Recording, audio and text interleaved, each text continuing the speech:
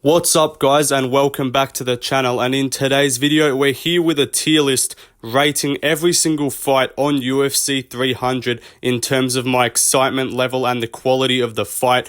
Obviously we had the main event announced yesterday, Jamahal Hill versus Alex Pereira, which I'm going to talk about in a bit, but I don't think that's the best fight on the card. And what I'm going to do is, of course, there's 12 fights on the card right now.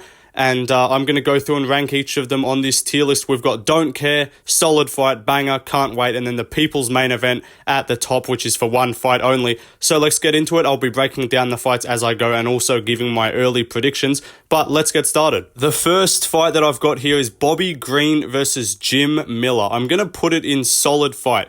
I'm excited for this fight. This is actually one of the more, I wouldn't say intriguing, it's not a high-level fight on the card. This is like the only fight on the card really that has no stakes, I guess. Like, it's just Jim Miller fighting on 300. That's the kind of special meaning behind it. It's not a title fight. It's not a top contender fight. It's not a prospect or anything like that. It's just two guys that have been around for ages. I actually think this is going to be a competitive fight. I've checked the odds recently. Jim Miller is actually a pretty sizable underdog, and I'm leaning towards taking him in this fight as an underdog. But yeah, I'm excited for it. It's not like I can't wait. It's not like I'm like, this is going to be a barn burner. It's just a great fight.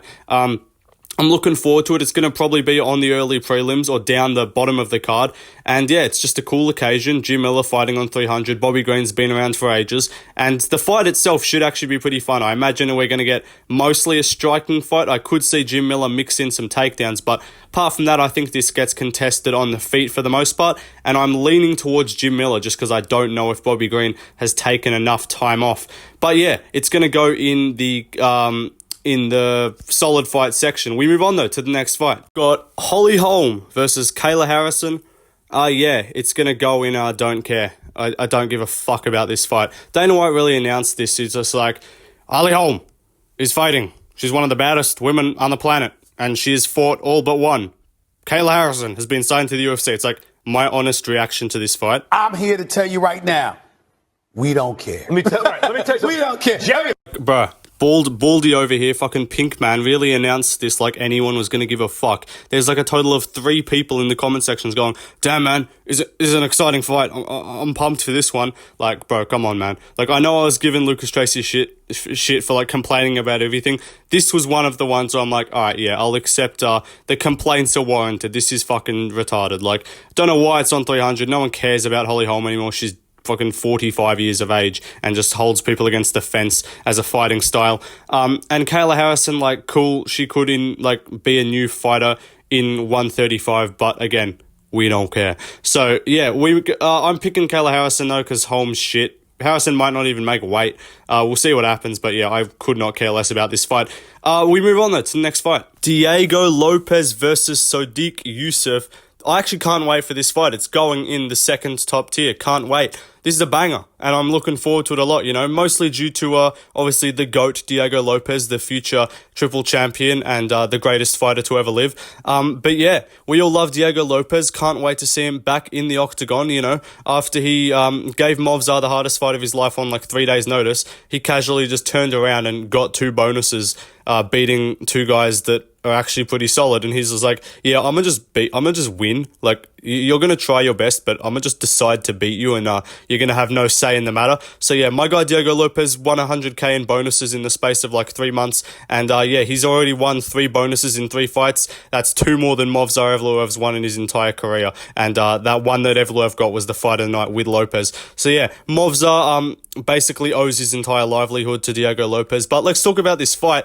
Again, banger. Lopez getting a ranked opponent, and it's actually a really intriguing fight. Yousef is pretty solid. Like, his striking is very dangerous, so there is a danger that Lopez might get chinned. But of course, Lopez is the GOAT, so he's just not going to do that. He's just going to win.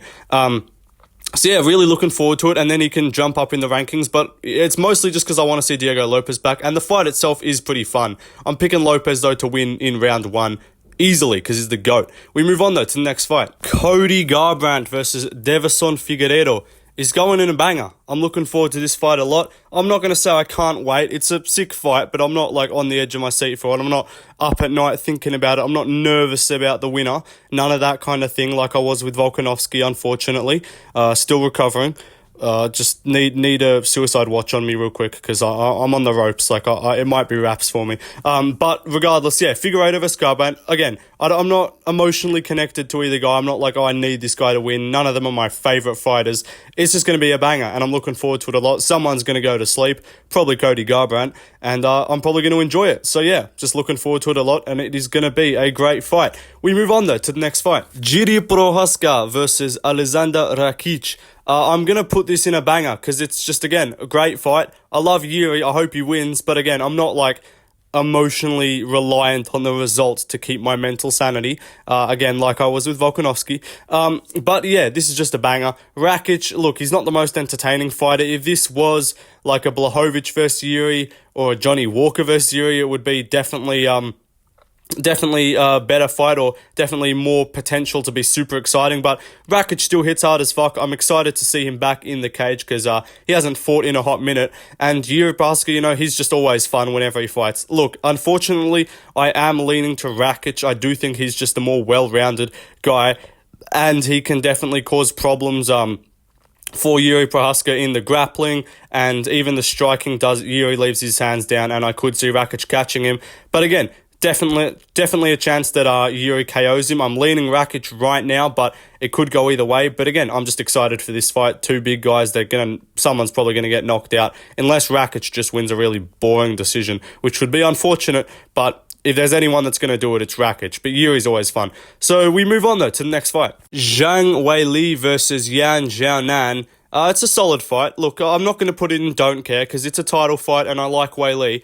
But if it was anything else, if it wasn't a title fight, if it was like Yan Xiaonan versus fucking Amanda Lemos or some shit, I'm not caring in the slightest. But yeah, I have somewhat of a, I like Jang Wai Lee. She's a great fighter, and I hope she wins, and she's one of the only entertaining women's fighters, and I do think she's going to win. So, objectively, I know Lucas Tracy complained about this one too. If you're looking at this one compared to the other two women's fights on the card, this one at least has something to it. At least it is a title fight. Being in the co-main event spot, it is very annoying. I don't know why they didn't just put Gaethje Holloway above this. But regardless, still, it's a funnish fight. Wai Lee usually makes it fun. So either Yan Xiaonan somehow just like flash KOs her somehow, or Wai Lee just dominates her, which is usually going to be fun to watch. So looking forward to it. We move on though to the next fight: Jessica Andrade versus Marina Rodriguez. Again, I'm here to tell you right now, we don't care. Let me tell you. We don't care. I don't care about this fight, man. Like, it's going to be probably fun. Like, Andrade KOs people and Rodriguez is a striker. Again, like, as terms of entertainment value, it probably ain't going to be that bad. Like, it's not going to be a stinker. But why is it on UFC 300? It should be on the Brazil card, because now with Pereira on this card, that card, it's on the ropes, just like my mental health after Volkanovski losing. But put it on the Brazil card, and even that is like a main card. That's a main card fight on a Brazil pay-per-view. They're both Brazilian, and no one would complain about that on the main card. But since it's on 300, even though it's the prelims, now all of a sudden people hate the fight. So you've done yourself a disservice by putting this on 300, because you could have literally put it as like the feature fight of 301 and no one would care. But as soon as it's on the prelims of 300, again, we don't give a shit about watching this fight. It's just not meaningful in any way. It's no prospect. It's not a championship fight. It's not a top-ranked number one contender fight or anything like that. It's just two people that are going to fight. Like, 300, you can't just be having two people that are going to fight. Like, there's got to be, each fight has to have something special about it. This fight just doesn't. I'm picking Andrade to win probably, but I wouldn't be surprised either way. But again, we don't care. We move on though to the next fight: Charles Dublancs versus Aman Sarukian.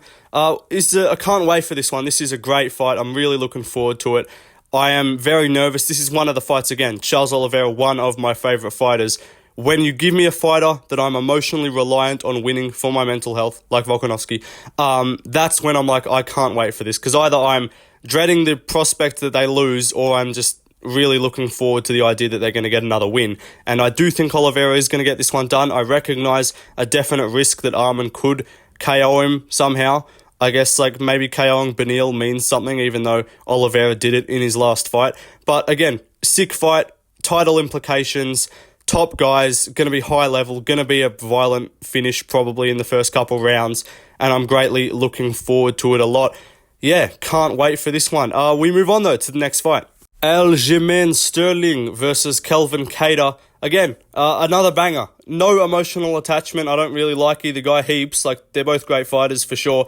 And seeing Aljo moving up a division is going to be sick, but it's not like I'm thinking about this fight. I've thought about fights that are happening at UFC 299, about UFC 300. This isn't one of them where I'm like thinking about who am I predicting, how this fight's going to go. Like, this just isn't one of them. It's still an incredible fight. I'm looking forward to it a lot. That's why it's going in the banger category. But yeah, it's just nothing crazy. Like, Cada's just a perennial contender at 145. Aljo moving up is interesting, but if it was anyone moving up, like, it's not like Pereira moving up to fight Blachowicz or the potential of, like, Volkanovski going back up to lightweight or something like that. It's just like, Aljo, like, sick. He's probably not going to be a contender at 140. Like, he's not going to be a top guy, I don't think. Maybe he is. Maybe we get a cool result here. But it'll just be a fun fight. Either Aljo probably backbacks him for 3 rounds, or Cada maybe gets a finish or just outpoints him on the feet. Should be a pretty competitive fight. Not entirely sure who I'm predicting. I'm leaning towards Cada. But again, fun fight. Looking forward to it. We move on, though, to the next fight. Bo Nickel versus Cody Brundage. I don't care. This might be an unpopular opinion. I actually just couldn't give a fuck about this fight. Like, I'm going to watch it, and I'm going to be like, cool, Bo Nickel won as a minus 1,500 favourite. Like, sick, he beat another can. We're going to learn nothing. It's not going to prove anything about Bo Nickel. It's not going to make anyone's ceilings higher or lower. Everyone's still going to think the same regardless, unless he loses somehow, which would be fun. But regardless, like, no one's going to come out of this fight. If he gets a second round submission, no one's going to be like, damn man, Bo Nickel's terrible, or damn man, Bo Nickel's a future champ. Like, the expectations and the people's opinions about Bo Nickel now are going to be the exact same in 3 months after UFC 300. I don't care. Give me a top 10 or top 15 or even like a decently known guy that's actually proven in middleweight division to actually be somewhat difficult for a lot of guys. And then I'll be like, all right, sick, we learned something. Like, if he goes out there and just takes down Brad Tavares easily and ragdolls him. Brad Tavares is a guy with great takedown defense. Again, I think my opinions would still be the same about him, but that would at least prove things. That would at least be like, okay, he can take guys down that have solid takedown defense. That's not going to immediately tell me he's going to beat Dricus du Plessis, but at least that's more than Cody Brundage, who's coming off a win over with a slam knockout, and apart from that, has literally lost to everyone that he's fought. So I don't care. But we move on, though, to the next fight. Jamal Hill versus Poatan Pereira. The main event just announced. I'm going in, can't wait. I do not think this is like the most anticipated fight on the card. Of course, it arguably has the most stakes, being an actual title fight, but I think this is not the most anticipated fight on the card for a lot of people, just based off everyone's reactions, just based off I'm seeing what people say about each fight when it gets announced. This one just didn't like make waves. No one really cared that much. So yeah, of course it's can't wait. Like, I'm really excited for it. It's going to be an incredible fight. Someone's probably going to get knocked out. I hope it's Jamal Hill. But again, like, I just don't think this is the best fight on the card. I think there could have been other fights that would have been made that would have definitely gotten a better reaction. In terms of what's just going to be a really fun fight, this is definitely up there. This is probably a first or second round or early knockout waiting to happen. Both guys, brutal strikers on the feet with knockout power. So, of course, it's going to be a banger. But I don't know, man. Like, I'm looking forward to it a lot. It's, of course, got stakes. I like Pereira. I want him to win and continue his proving that MMA doesn't work as a sport. Just be a kickboxer and you're fine. But apart from that, there's just nothing else crazy about this. Like, I don't know. It's just Jamal Hill as a 300 main event is just weird. Like, if Pereira was going to main event 300, I thought it would be like Izzy in a trilogy, something like that. Aspinall even. Like, I don't know. Jamal Hill versus Pereira just doesn't seem like a 300 main event. Still a great fight. But yeah, I'm looking forward to it. Going to be a good fight. We move on, though, to the next fight. Justin Gaethje versus Max Holloway. I think this is the people's main event, to be honest. Let me know if you agree down below in the comments. But in terms of just the reaction that everyone saw when this fight got announced, I think it's the most exciting fight on the card. I think it's the fact that it's 5 rounds is a banger. BMF title doesn't need to be there. No one cares about that. But just the fight itself, 2 legends, 2 fan favourites.